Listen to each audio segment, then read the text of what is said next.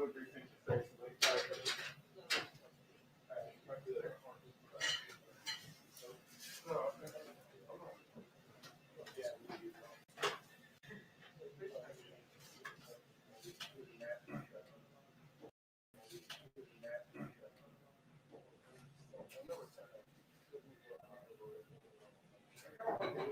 there, I'm great. How y'all doing? Sure.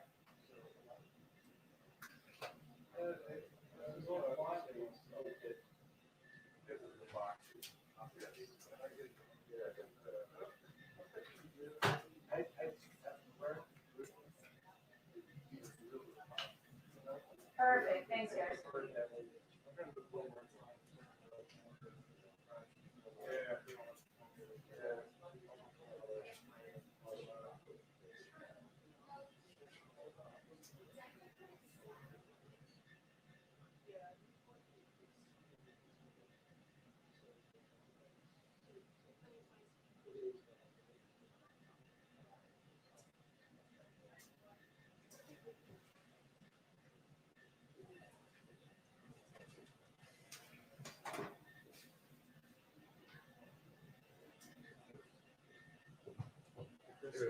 I'm doing well. How are you?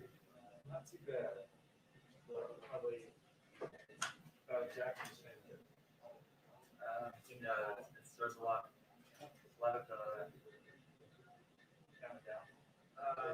Exactly, counting down. Like, looking at the numbers, say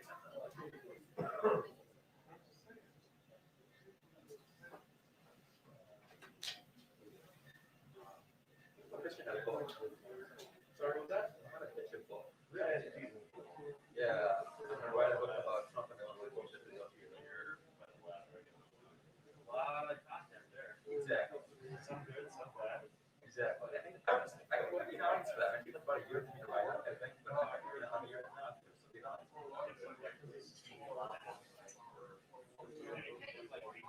Right.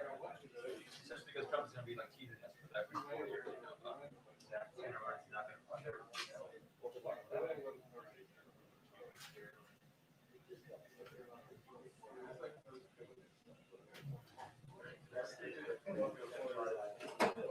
Thank you.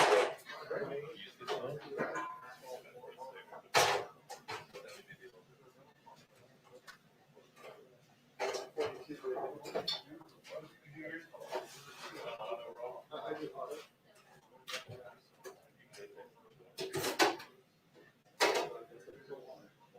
This is pretty loud. Yeah. The sign of a dying motor. Yeah.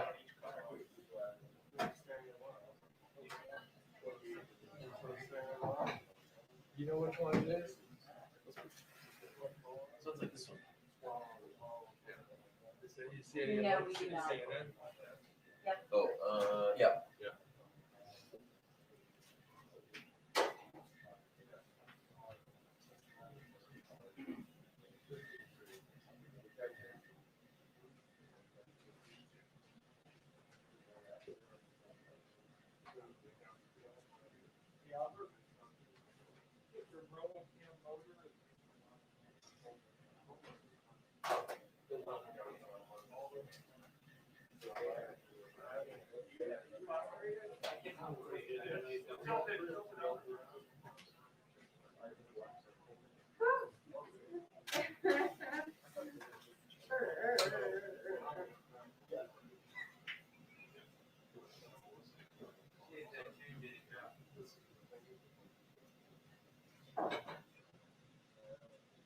It's still on?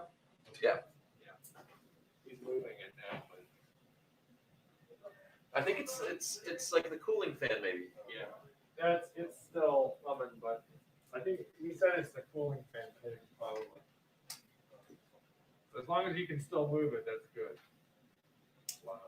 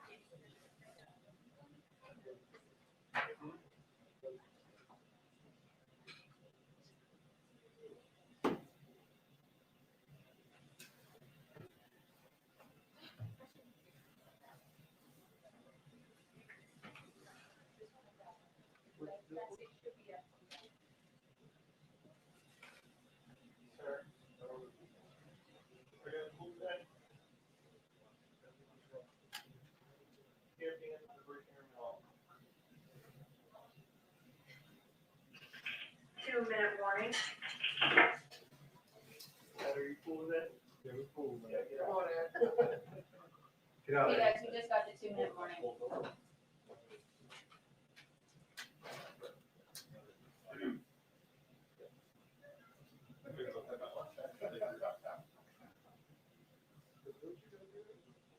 Down front. I'm full. Are you cool with that? I'm full. I'll leave that.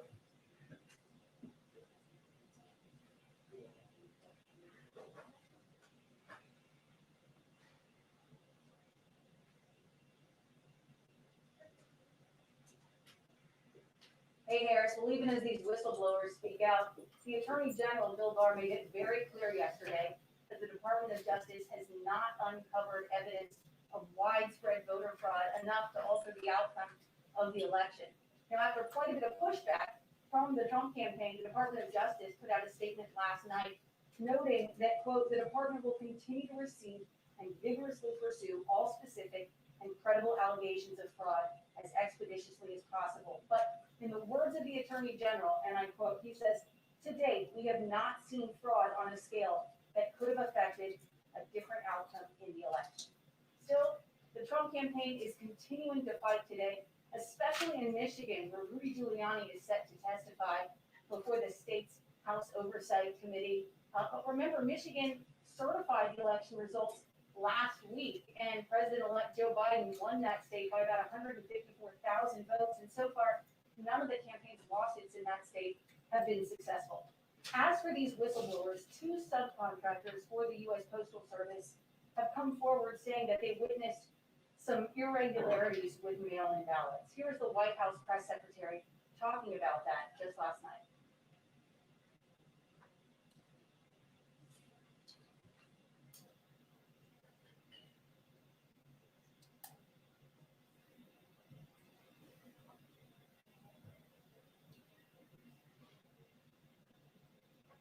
So there's a good chance that she will talk about that when she steps up to the podium any minute now, but she is also going to get a lot of questions about what Bill Barr said and about the Justice Department investigating this possible bribery for pardon scheme, which was detailed in court documents that were unsealed just yesterday.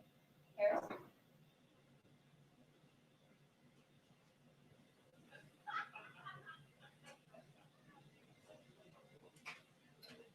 Thanks, guys.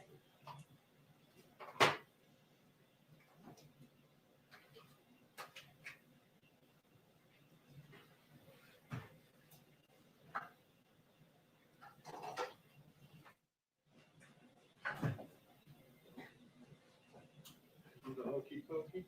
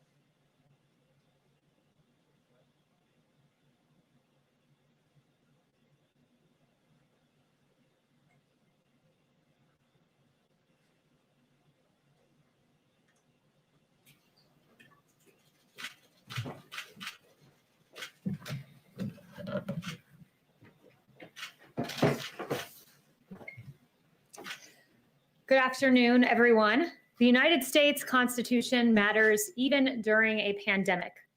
While Democrat politicians seek to impose draconian restrictions against their citizens, this past week, the Supreme Court of the United States had their say on New York State's capacity restrictions, which restricted the number of attendees allowed in places of worship, but not other government-deemed essential businesses. Justice Gorsuch in the ruling said this as he rolled back Governor Cuomo's restrictions on places of worship.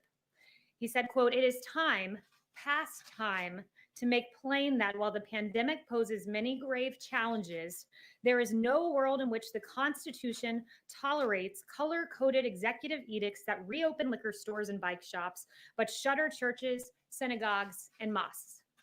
Behind me, you will see displayed images of Democrat hypocrisy playing on loop.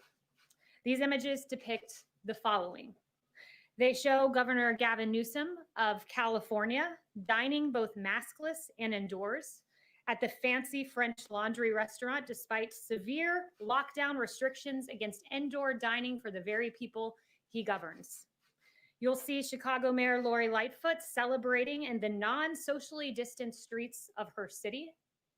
You will see Speaker Nancy Pelosi indoors at a hair salon in San Francisco when salons in California were only open for outdoor services. And you will see CNN's Chris Cuomo staging his emergence from quarantine in a made-for-television moment, coming out of the basement. And this was after Cuomo was spotted breaking his brother, Governor Cuomo's quarantine rules to go for a bike ride in the Hamptons. Also notable is San Francisco Mayor London Breed, who followed Governor Newsom's lead in dining at the French Laundry with a group of 8 people. And finally, Los Angeles County Supervisor Sheila Kuehl dining outdoors at her favorite Santa Monica restaurant after voting to ban outdoor dining at 31,000 restaurants throughout LA, calling outdoor dining a most dangerous situation. Quite clearly, these Democrats do not follow their own edicts. They act in a way that their own citizens are barred from acting. Governor Cuomo's decision to impose restrictions on the size of religious gatherings was rebuked by the highest court in the land. But what was Cuomo's response? Instead of showing deference to the Constitution, he attacked the legitimacy of the court. Governor Cuomo said this, "You have a different court," and I think that was the statement that the court was making. "We know who he appointed to the court. We know their ideology." Well, in fact, the ideology of those on the Supreme Court who made the decision to support the First Amendment are in favor of freedom, the Constitution that survives even during a pandemic. This statement from Governor Cuomo strikes at the heart of the issue. Democrats seek control. These images behind me make clear Democrats' mindset. Rules for thee, but not for me. The president stands with you, your freedom, your ability to decide how to best protect your health. We all know how to protect ourselves from COVID-19, wash your hands, socially distance, wear a mask.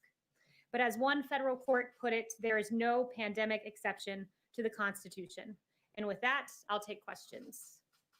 Welcome back, Kristen. Good to have you back. Thank you so much. Good to see you. Thank you. Appreciate it. I want to ask you about comments that the Attorney General made to the Associated Press. He said, quote, "To date, we have not seen fraud on a scale that could have affected a different outcome in the election." Given that, why hasn't President Trump conceded? So first, he went on to say this. It was in an AP interview where he made that initial comment. But in that same AP interview, he went on to say that he thinks a lot of people are confusing the use of the federal criminal justice system with allegations that should be made in civil lawsuits. And he discerned the fact that he said, quote, "There's a growing tendency to use the criminal justice system as sort of a default fix-all. And the campaigns litigation is all civil litigation, which is apart from something that the DOJ would be involved in." Follow up with you on that of more than 40 cases that have been brought by the president's legal team. The majority have been denied or dismissed. The election results have been certified in all of the battleground states. Does the president still think he has a path to win?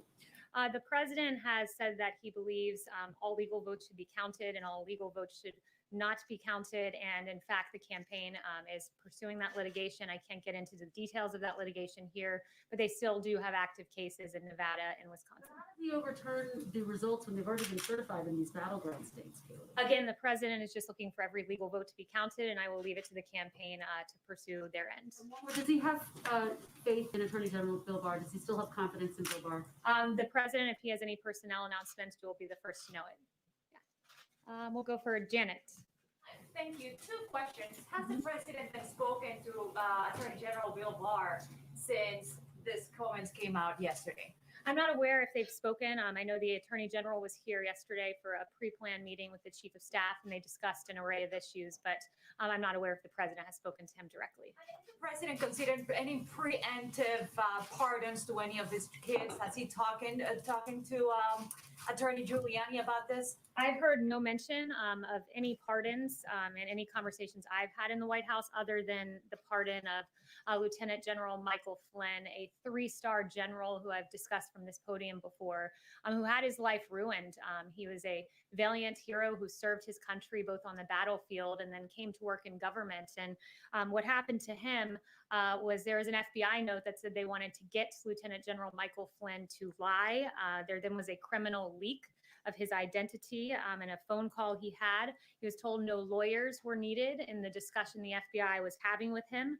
FBI investigators then after said they did not think that Lieutenant General Michael Flynn was lying, but yet he was still pursued in an unjust manner. And the government failed to provide the original FBI 302s from that interview. It was an egregious miscarriage of justice, and we're finally glad that justice was served for a war hero, Lieutenant General Michael Flynn. David. Is the president planning to announce his 2024 candidacy in a formal event here at the White House before January 20th or even on January 20th? I've not heard any discussions of that. I'm aware of the reporting, but the president's campaign is currently pursuing active litigation, and that is the focus, at least at the moment. You heard his comments last night. It sounds like he's planning to run again. Do you know if that's a fact? I haven't spoken to him about that again. His campaign is pursuing litigation. I would redirect you to the campaign. Yeah. Yes. Mark Meadows has been meeting with Commissioner Hahn. What is being discussed? And also, did the White House get a heads up that the UK was going to be approving the Pfizer vaccine? I'm not aware of any heads up that we were given. But what I will say about Dr. Hahn is it is par for the course for the Chief of Staff to meet with him as we're trying to save American lives with a vaccine in record time. In fact, 2 vaccines, not only a vaccine in record time.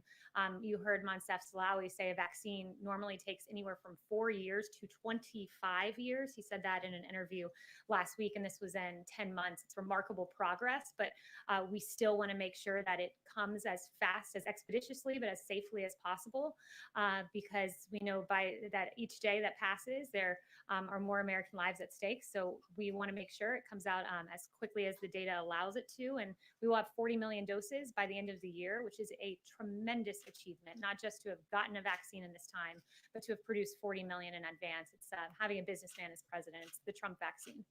Yes, Justin. Thanks. I had a couple policy things, but first I just wanted to go back to what you said about personnel. Right before the election in a rally, the president suggested that he might fire Dr. Fauci after the vote had happened. And so I was wondering if you could comment on what Dr. Fauci's status is, and if you have any. Yeah, I've heard no discussions of that. Dr. Fauci's still hard at work on the task force. And then there were 2 things that the president mentioned as policy goals that would happen before the election that we haven't seen any sort of obvious progress on. So I wanted to check in on those. The first is the $200 Medicare prescription drug card that was supposed to happen before the election. It seems to have sort of vanished. So I was wondering if you could give an update on that. Let me follow up with the Chief of Staff on that.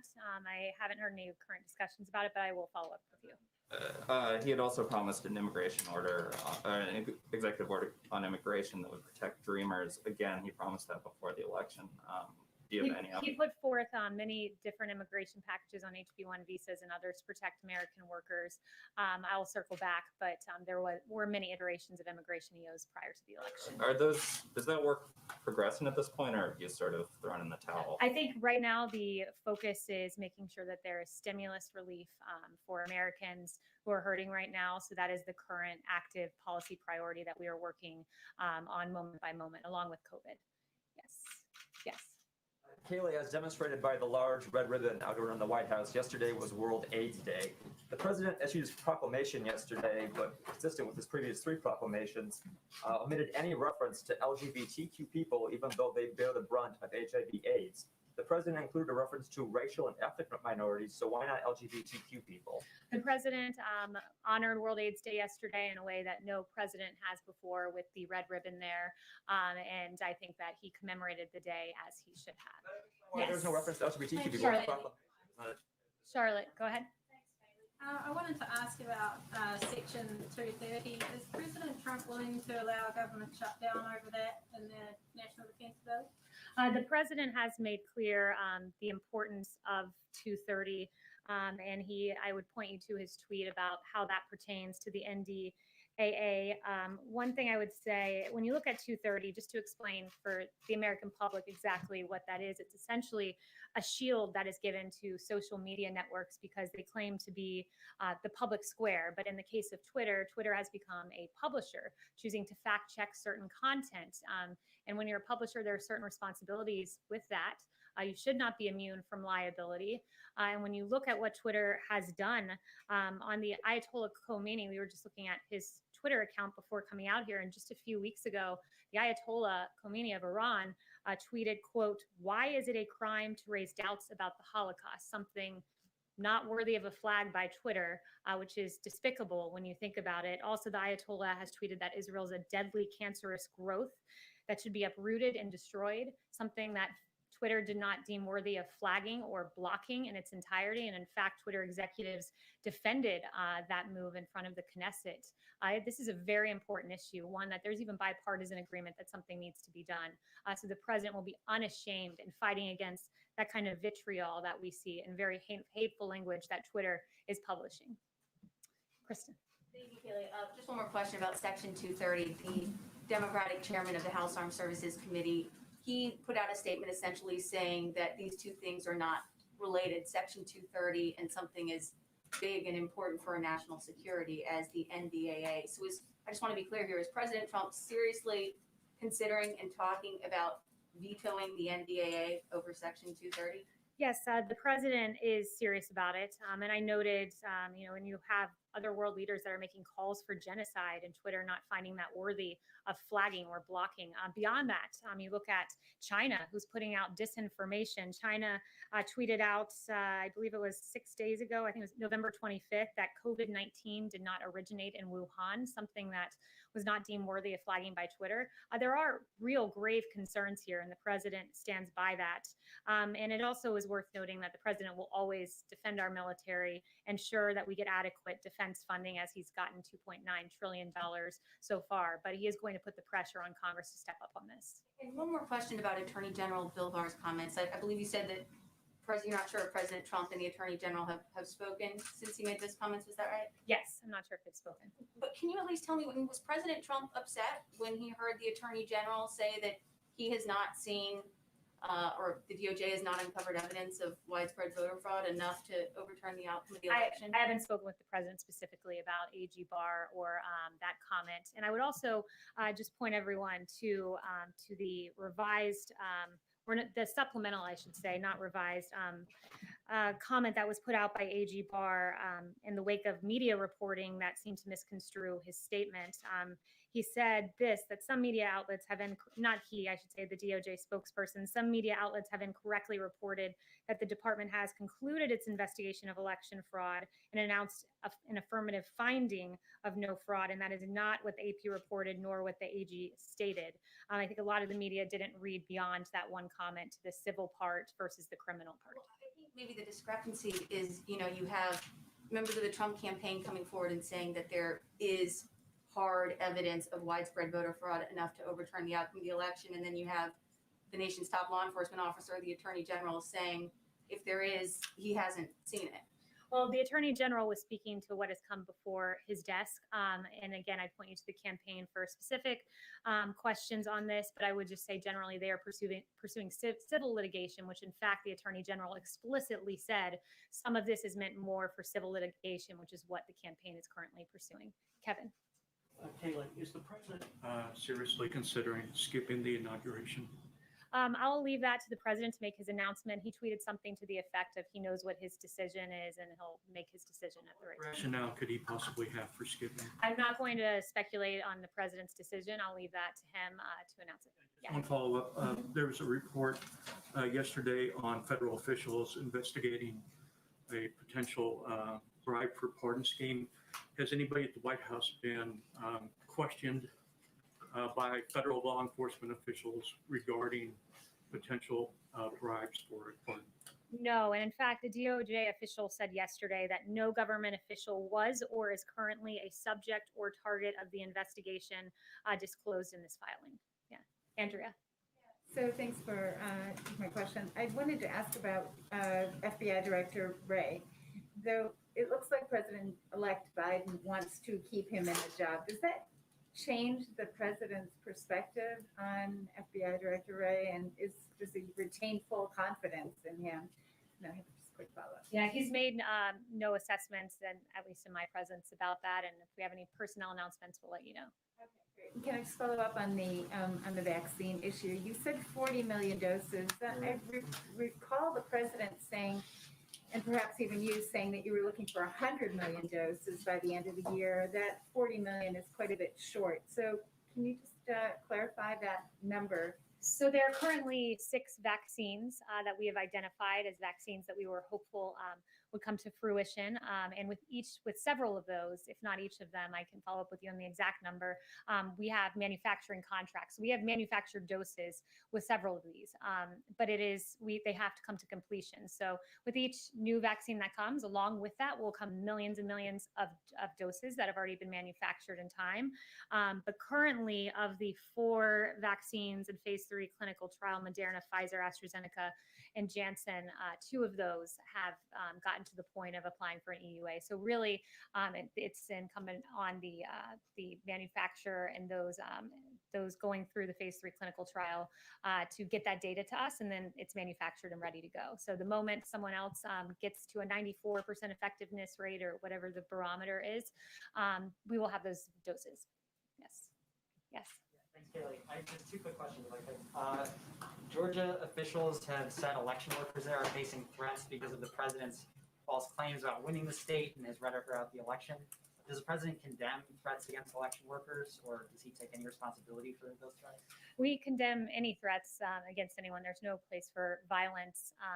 What I will say, though, too, is that the president's lawyers, they were doxxed by a left organization, their private information put out. So we're seeing that happen to people on both sides of the argument, and there's no place for that ever anywhere.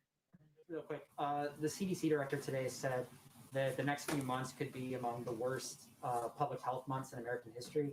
I wonder, does the White House, is it setting a good example for the public, for the White House to be holding in-person holiday parties at a time when the CDC and other organizations are asking Americans to forego those kinds of celebrations for their own safety?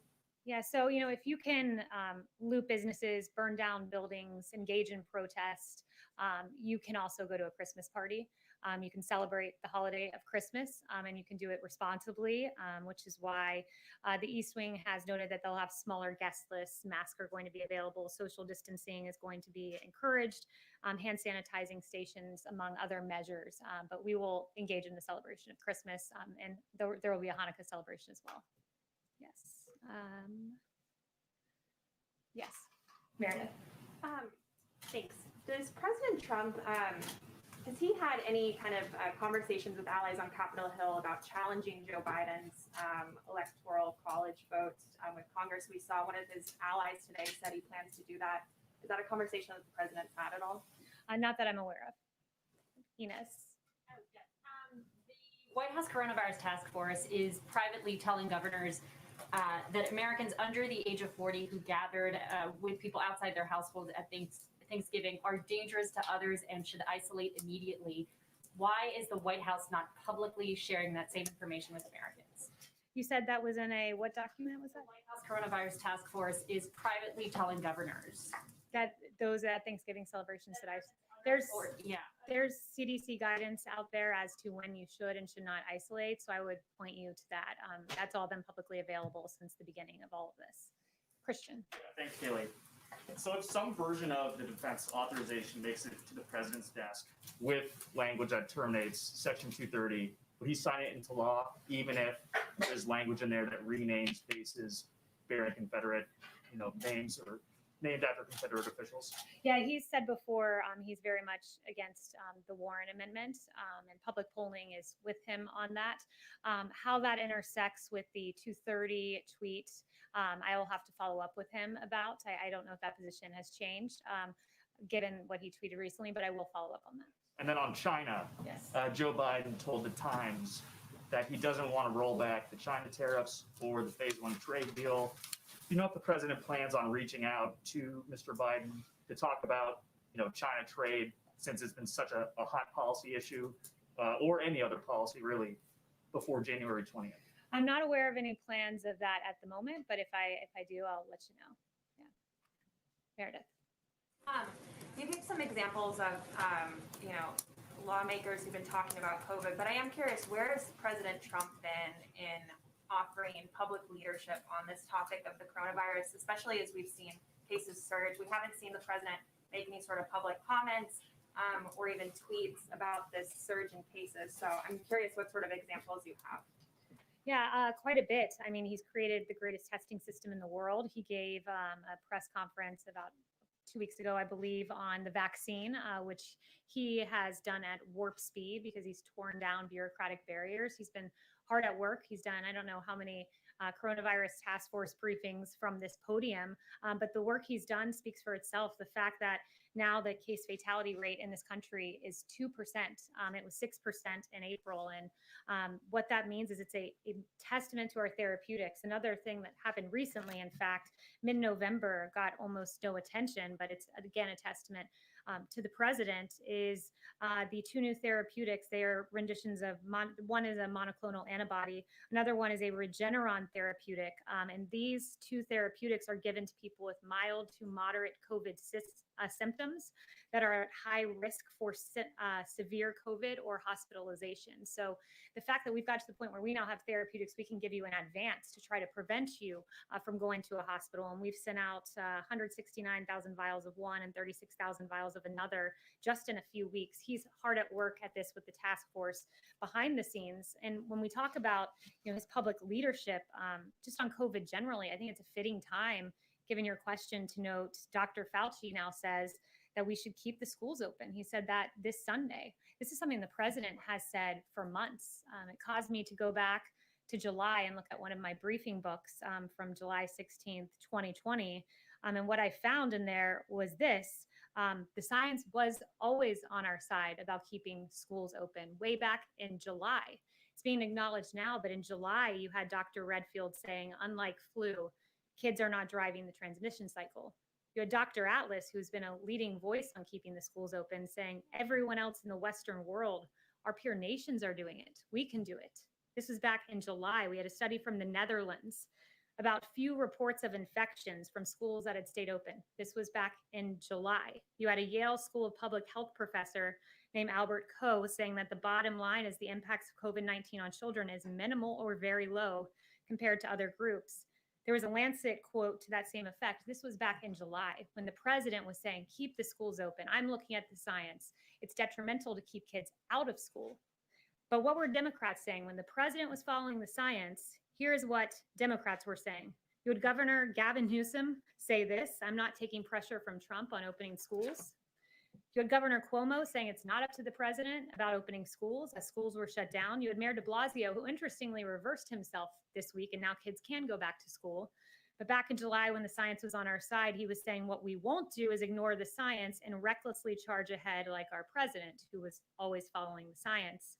You had Jennifer Rubin tweeting that now he wants to kill your kids. I'm not sure how that's responsible reporting. And then you had Anderson Cooper saying that he actually just doesn't care about kids at all, nor the health of their teachers and parents. And you had the American Federation of Teachers and the National Education Association railing against the president as well. The president's followed the science. He's also kept in mind we have a constitution, and he will be unashamed and always advocating for the science and the best interests of the children of this country. Thank you very much.